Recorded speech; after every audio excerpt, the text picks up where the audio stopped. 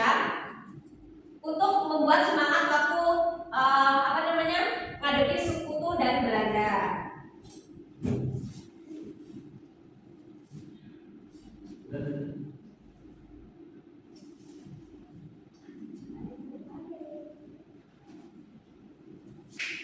Nah, jadi sekarang kita bakal belajar tentang gimana perjuangan para pahlawan kita waktu itu mempertahankan kemerdekaan dengan angkat senjata melawan Belanda dan sekutu yang datang mau mengambil lagi kembali ke Indonesia.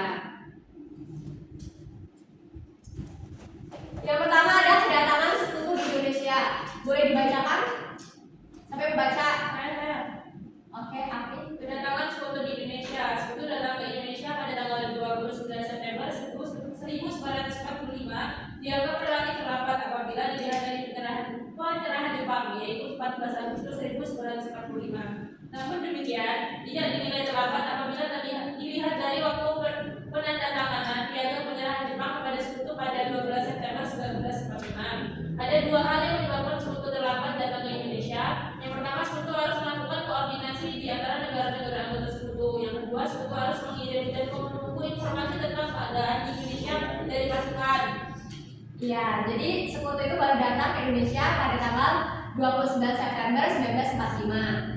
Ini memang agak telat sih, soalnya kan Jepang udah menyerah duluan itu pada 14 Agustus 1945. Kenapa sekutu telat? Yang pertama itu mereka harus mengkoordinasi dulu dengan negara-negara anggota sekutu lainnya, dan yang kedua itu harus mengirimkan mata-mata dahulu untuk tahu kondisi Indonesia itu gimana sih pada waktu itu. Di sini ada pertempuran penting. Yang pertama itu ada pertempuran Surabaya, pertempuran Perang Ambarawa, pertempuran Medan Area, Perang Bandung Lautan Api, agresi militer Belanda 1 dan agresi militer Belanda 2. Yang akan kita bahas yang pertama itu pertempuran Surabaya. Boleh tolong dibacakan? Oke, Pak. Pertempuran Surabaya pada tanggal 25 Oktober 1945, pasukan Inggris di bawah Brigadir Jenderal Malindi tiba di Surabaya. Pada tanggal 27 Oktober, mereka menuju gedung pemerintahan menuju pertempuran dengan rakyat dan pemuda Indonesia. Soekarno meminta Kristisno untuk menghentikan bentrokan pada tanggal 29 Oktober. Hasil mencapai gencatan senjata. Pada tanggal 31 Oktober, Malabi dikabarkan dibunuh karena tak ada penangkapan pelaku. Maxet mengeluarkan ultimatum pada tanggal 19 November. Nah, ultimatum telah dipatuhi hingga 10 November pukul 6. Inggris serang dengan alian dan tank. Pasukan Indonesia hanya memodal senjata ringan dan batu runcing maju mundur ke arah Mojokerto. Oke. Nah, jadi pada tanggal 25 Oktober itu 1945 pasukan Inggris di bawah Brigadir Jenderal Malindi tiba di Surabaya pada tanggal 27 Oktober. Nah, mereka menduduki gedung pemerintahan memicu pertempuran dengan rakyat dan pemuda Indonesia. Yang selanjutnya itu ada Perang Ambarawa. Boleh tolong dibacakan? Ya. Pada Perang Ambarawa pada 14 Desember 1945, serangan tentara Inggris ke Ambarawa dan Magelang berhasil dipukul mundur oleh pasukan Indonesia dikenal sebagai Palagan Ambarawa. Akhir September 1946, Belanda mengambil alih posisi sekutu yaitu Inggris dengan bala bantuan yaitu divisi di Desember. Hingga Oktober 1946, Belanda mengumpulkan 3 divisi di Jawa dan 3 brigade di Sumatera.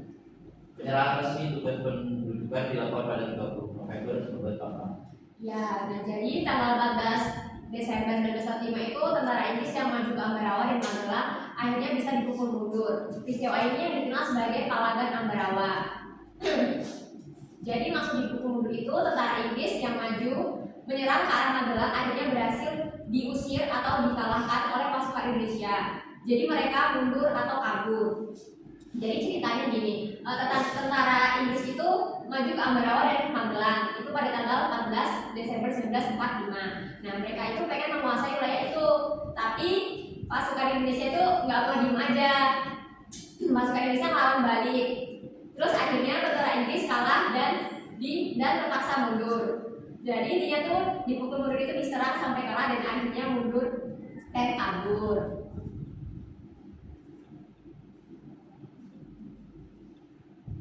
Selanjutnya ada pertempuran Medan Area. Mas Raffi boleh tolong dibacakan? Pertempuran Medan Area pada tanggal 12 Oktober Medan di Medan pasukan Belanda meningkat di pensiun markas Belanda Ambon dan dia berpindah ke West Maluku. Setelah Ambon pindah daerah Merah Putih, seorang anak Indonesia muncul perbuatan massa. Dua orang Belanda menembak kelompok masyarakat membunuh seorang Indonesia, pasukan Jepang bekas PBI pimpinan Ahmad Tahir dan Akademi DPR. Perdana beberapa tersebut menjadikan orang Ambon Jepang ambil senjata dan pasang pengawal sehingga masa bubar 1330 ada korban 2 orang Indonesia dan 1 wanita Ambon. Oke, jadi masalahnya itu dimulai dari Indonesia baru aja merdeka pada tanggal 17 Agustus 1945. Nah, rakyat Medan ini sering banget nih, mereka pasang bendera merah putih di mana-mana. Tiba-tiba Belanda ini datang lagi, dibawa sama sekutu, pengen menguasai Indonesia lagi. Nah, rakyat kesel banget dong. Terus yang bikin tambah panas, pada tanggal 13 Oktober 1945 ada serdadu Ambon yang jadi anak buah Belanda itu menginjak-injak bendera merah putih yang dipakai anak Indonesia. Nah, rakyat Medan marah besar dan berkumpul di depan markas serdadu itu di pensiun Wilmena. Itu terjadi keributan. Terus orang Belanda menembak rakyat dan ada yang mati. Nah, disinilah mulailah pertempuran besar-besaran. Selanjutnya itu ada perang Bandung Lautan Api. Boleh tolong dibacakan? Badara, tolong dibacakan Badara. Pasukan sekutu Inggris memasuki kota Bandung sejak pertengahan Oktober 1950 dan November 1945. Pasukan Richard melakukan aksi teror Bandung. Meskipun pihak Indonesia telah mengosongkan Bandung Utara, tapi sekutu menuntut pengosongan sejauh 11 km. Hal itu menyebabkan rakyat Bandung marah. Mereka kemudian melakukan aksi pertempuran dengan menghanguskan segenap penjuru Bandung Selatan. Bandung terbakar hebat dari atas batas timur dan Cicadas sampai batas barat Andir. 1 juta jiwa berdunia mengungsi keluar kota pada tanggal 23 dan 24 Maret 1946, meninggalkan Bandung yang telah menjadi lautan api. Oke, jadi intinya Bandung Lautan Api itu gini. Rakyat Bandung sendiri yang membakar kota Bandung. Kenapa? Karena sekutu Inggris itu sama Belanda memaksa rakyat Bandung keluar dari kota sampai radius 11 km. Nah, rakyat Bandung ini mikir daripada Bandung jatuh ke tangan musuh secara utuh terus dipakai untuk menyerang kita, mending kita bakar aja.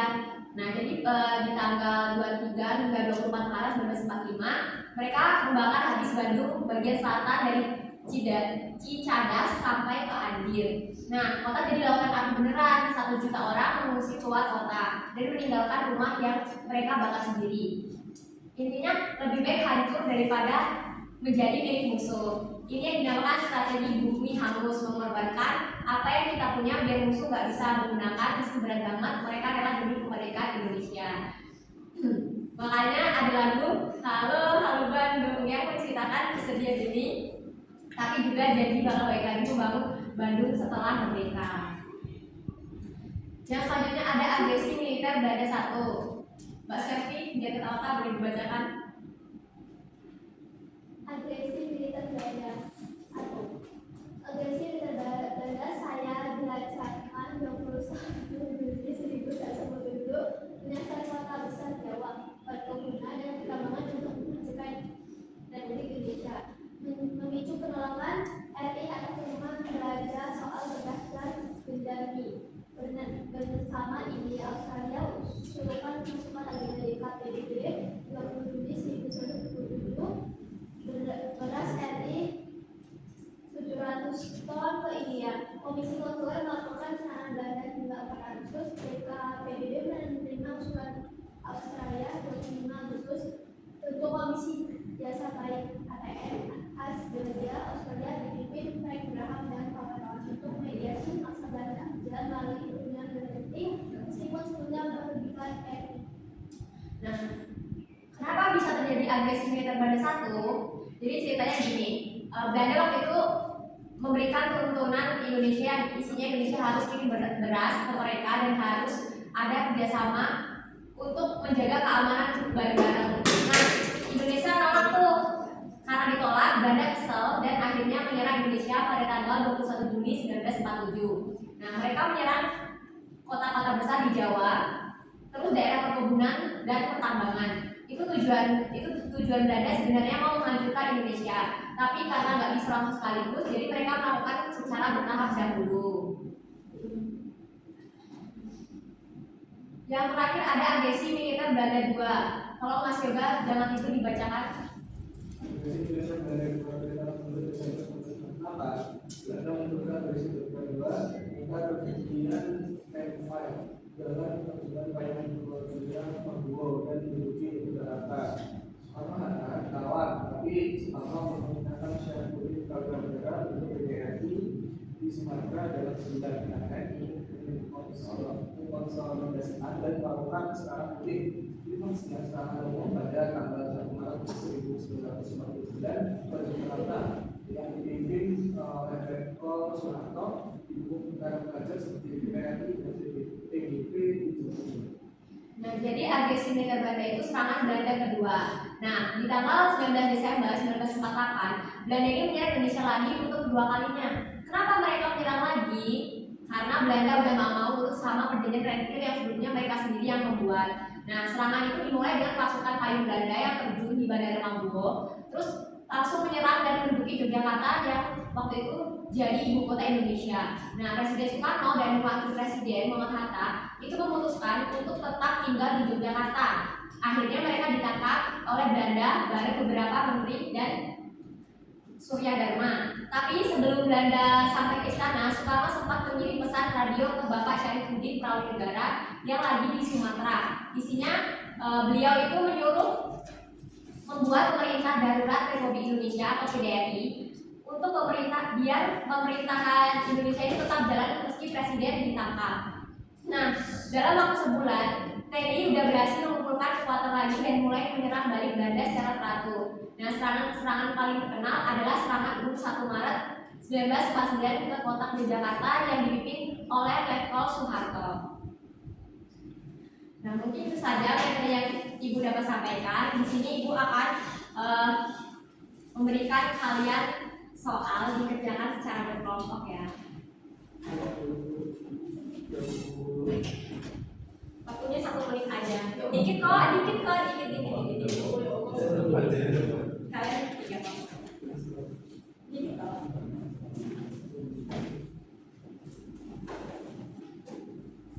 Enak kok soalnya dikit, cuma kalian mesti bisa deh.